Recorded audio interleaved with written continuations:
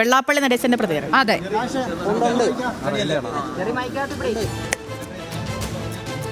Anwar vote പിടിച്ചാൽ സ്വരാജ് ആയിരിക്കും ജയിക്കുക എന്നായിരുന്നു കഴിഞ്ഞ ദിവസം വെള്ളാപ്പള്ളിയുടെ പ്രതികരണം.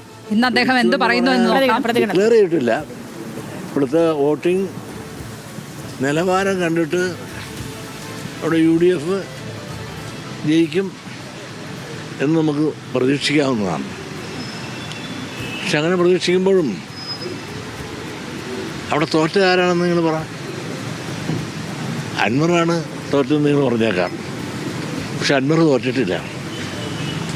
അൻവർ ഇപ്പോൾ എത്ര വോട്ട് പിടിച്ചു? 10,000 മേൽ വോട്ട് പിടിച്ചു. ആ നിയോജക മണ്ഡലത്തെ സംബന്ധിച്ചിടത്തോളം അവഗണിക്കാനൊക്കാത്ത ഒരു വ്യക്തിത്വത്തിൻ്റെ ഉടമയാണ് അൻവർ എന്ന് തെളിയിച്ചു കഴിഞ്ഞിരിക്കുകയാണ്. പിന്നെ മറ്റൊന്ന് നിങ്ങൾ ആലോചിച്ച് നോക്കൂ, BJPക്ക് എത്ര വോട്ടുണ്ട്? 5,000 ഇല്ല, 2,000 ഉള്ളതെന്ന് തോന്നുന്നു. എവിടെ പോയി വേറെ വോട്ട്? ഞാൻ നേരത്തെ പറഞ്ഞു അവിടെ ഒരു ഹിന്ദു വികാരം ഉണ്ടായിട്ടുണ്ട്, മറുപടിയും ഒരു മുസ്ലിം വികാരം ഉണ്ടായി.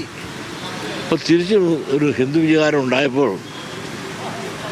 ആ ഹിന്ദുക്കളായ ആളുകളിൽ നല്ലൊരു ഭാഗം ഇടതുപക്ഷത്തിന് വോട്ട് ചെയ്തു എന്നുള്ളത് ഒരു സത്യമാണ്.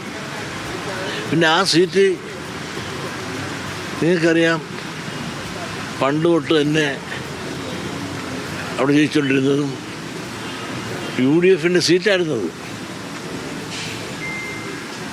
ആ UDFൻ്റെ സീറ്റിൽ നിന്നും മത്സരിച്ചുകൊണ്ടിരുന്നതും ആരാണെന്ന് നിങ്ങൾക്കറിയാം. ആര്യാടനാണ്. ആര്യാടൻ്റെ മകനാണ് തുടർന്ന് മത്സരിക്കുന്നത്.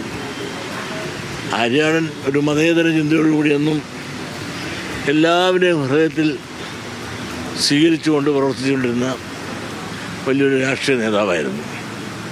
അദ്ദേഹത്തിൻ്റെ മകൻ നിന്നപ്പോൾ നേരത്തെ തൊട്ട് ലീഗും ആര്യാടനുമായിട്ട് പല അഭിപ്രായ വ്യത്യാസങ്ങളും സംഘടന ഉണ്ടായെങ്കിൽ പോലും ഇന്നതെല്ലാം മാറിക്കൊണ്ട് ഒരേ മനസ്സോടുകൂടി ഒരേ വിചാരത്തോടുകൂടി ആര്യാടൻ്റെ മകൻ ജയിപ്പിക്കുവാൻ ലീഗിൻ്റെ ഒരു പ്രസ്റ്റീജായി കണക്കായിക്കൊണ്ട് ഇപ്പോൾ തന്നെ നിങ്ങൾ കാണാം, ജയത്തിൻ്റെ ആരവം മുഴക്കുമ്പോൾ അവിടെ പൊങ്ങുന്നത് കോൺഗ്രസിൻ്റെ കൊടിയല്ല, ലീഗിൻ്റെ കൊടിയാണ് ഉയർത്തി കാണുന്നത്.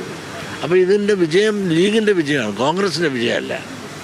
അപ്പോൾ ലീഗിൻ്റെ വിജയമായി കണ്ടുകൊണ്ട് വേണം ഇതിനെ കാണാൻ. അതേസമയം ഇടതുപക്ഷത്തിന് ചിഹ്നം വെച്ചുകൊണ്ട് അത് മത്സരിച്ചു. ആ മത്സരത്തിൽ തമ്മിലുള്ള വ്യത്യാസം ഇപ്പോൾ ഏതാണ്ട് 6,000-7,000 ആണെന്ന് തോന്നുന്നു.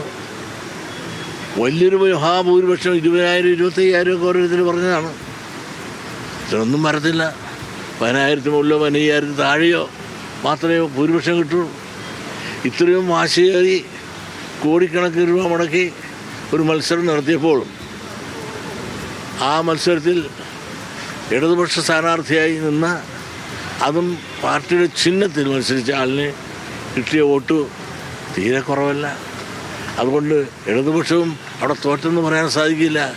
ഇടതുപക്ഷവും സാങ്കേതികമായി തോറ്റെന്ന് പറഞ്ഞാലും അവർക്ക് അഭിമാനകരമായ വോട്ട് നേടുവാൻ അവർക്ക് സാധിച്ചിട്ടുണ്ട്.